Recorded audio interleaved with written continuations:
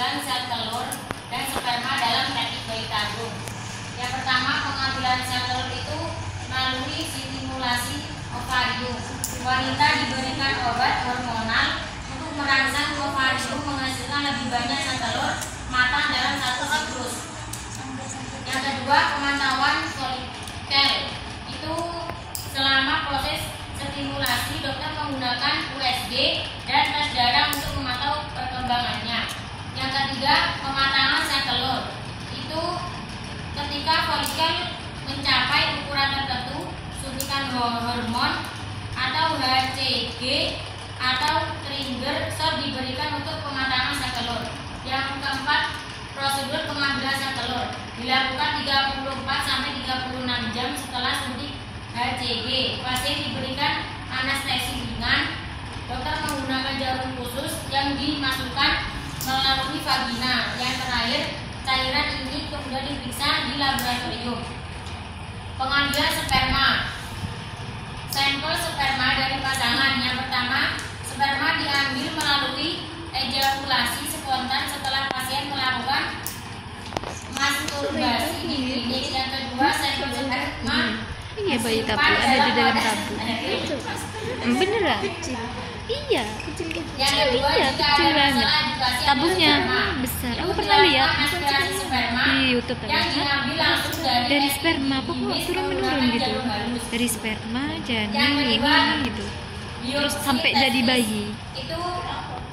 Tabungnya dari kecil besar itu. Tabungnya. Yang terakhir, pengolahan sperma. Itu sampel sperma yang diperoleh diproses untuk memisahkan sperma yang paling sehat dan motil yang digunakan dalam proses pembuahan. Apa ada saran? Apakah ada batas usia tertentu jika wanita itu ingin menjalani proses bayi tabung? Iya, apakah ada batas usia? Ada. Meskipun umurnya sudah 60 tahun boleh? Enggak. Bisa dong, Pak? Iya. Bisa jadi, bisa, Bang. Cuma saya ingin menambahkan menarik tadi ada bagaimana cara ini kan proses bayi tabung itu paketnya ini pasti dilakukan bayi tabung itu sebetulnya sama dengan inseminasi. Istilah inseminasi itu apa? Inseminasi itu artinya apa? Memasuk. Kalau bayi tabung ya tabung. Ini pasti dialami orang yang tidak bisa hamil secara alamiah. Hubungan biasa itu Pak tidak bisa, maka ada metode yaitu yang disebutkan ini. Tadi ada pertanyaan bagaimana cara mengambil masing-masing sperma ataupun sel telur. Tadi ada di panjang lebar ya. Panjang lebar terkait bagaimana cara mengambil sel telur. Terus ada tadi juga dibahas ada sedikit ini tadi. Bagaimana ketika laki-laki mengambil sperma laki-laki, tadi di sana itu ada masturbasi gitu ya. Ada pertanyaan lanjutan. Tapi disebutkan kan, bagaimana caranya dengan masturbasi? Gimana dalam hal ini pandangan Islam? Dalam pandangan Islam itu sebetulnya masturbasi itu tidak yang diboleh hanya kalau menggunakan tangan istrinya. Jadi dia bermain dengan tangan istrinya, keluar sperma, maka nanti diambil seperti itu, nanti dipertemukan dengan tadi ada gambar itu dengan ovum. Sperma dipertemukan dengan ovum di sebuah cawan, maka setelah ada konsepsi ketemu ini gaduk, maka nanti ditaruh di sebuah cawan media ini alamiah, media ini sudah seperti rahim. Setelah terjadi pertemuan, maka nanti akan ditransfer ke rahim yang sesungguhnya. Di undang-undang yang dibolehin itu sperma dalam bentuk wajib atau hanya boleh dari pasutri. Non pasutri Tidak boleh, haram.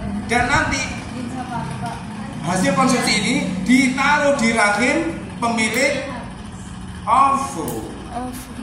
Tadi perempuan si A diambil, suaminya si B yang pemilik ovum siapa? Si istri tadi kan. Ini nanti setelah jadi menjadi ditaruh di rahimnya si Istri. tadi itu. Bagaimana kalau tarik di istrinya tidak hanya 1, 2, 3 seperti ini, juga tidak boleh. Apalagi rahim perempuan Lain.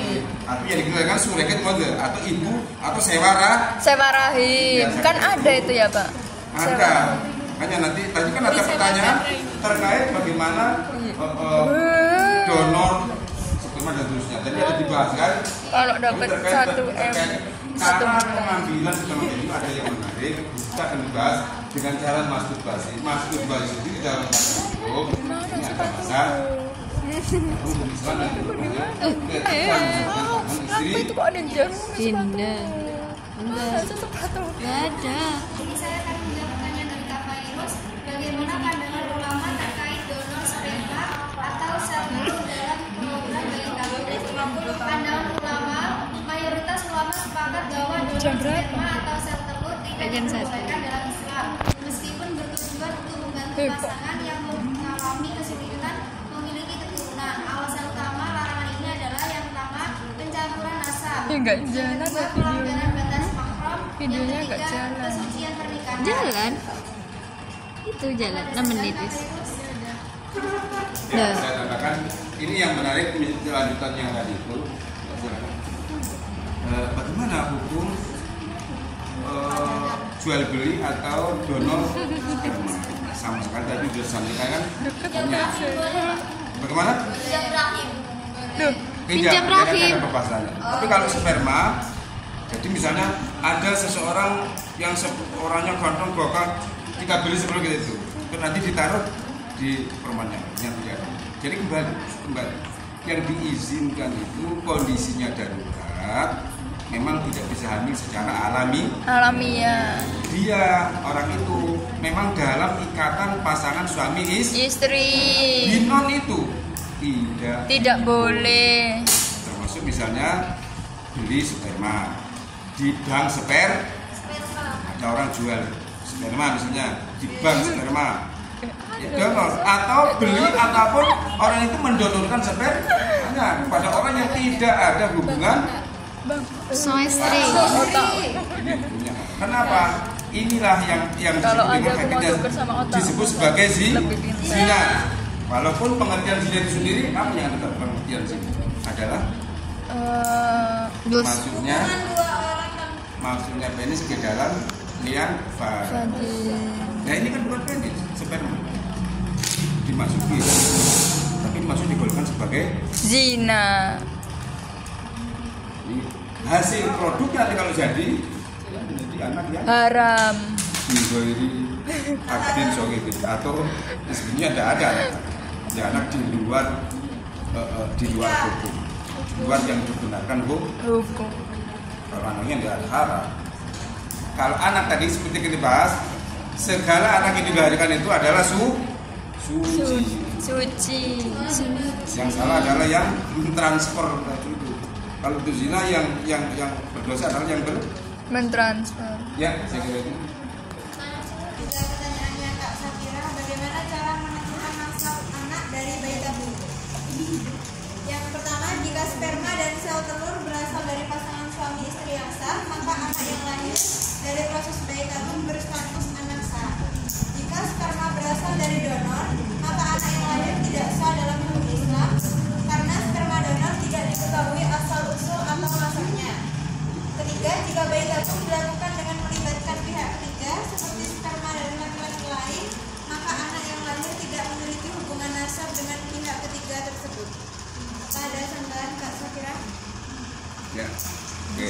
Ini bagus sekali, menarik juga, dan ini sangat-sangat faktual. Artinya bagaimana tentang kenasaban ketika tadi itu diambil dari sperma dan ovum Mas Fikri, maka nasabnya jelas.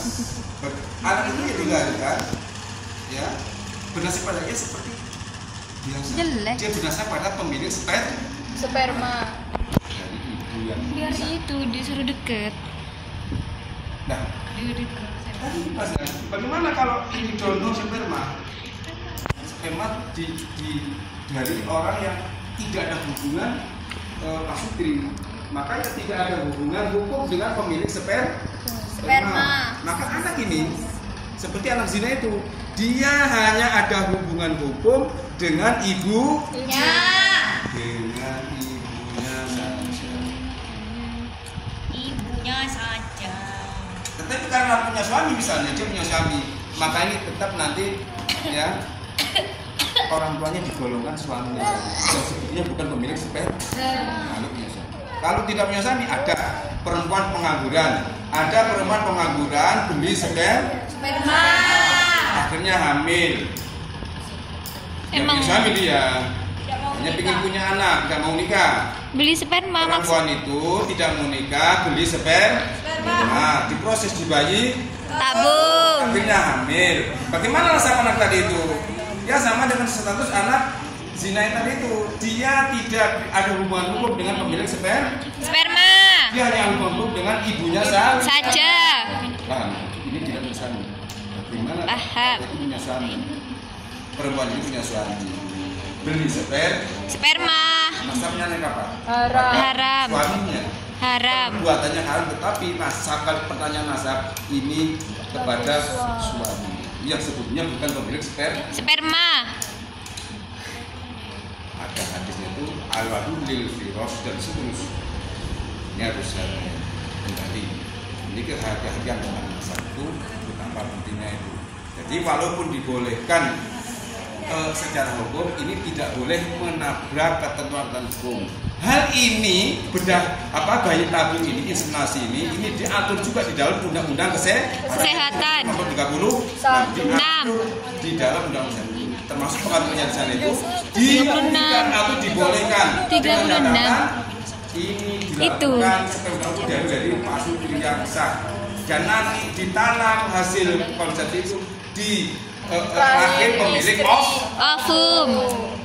di luar itu. Ya, saya itu siapa? Sudah di.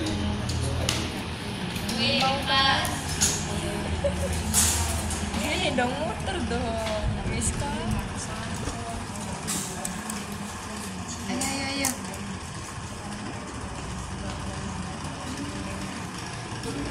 Baik, cukup sekian. Cukup sekian. Kurang lebihnya mohon maaf. Wassalamualaikum warahmatullahi wabarakatuh. Waalaikumsalam warahmatullahi wabarakatuh.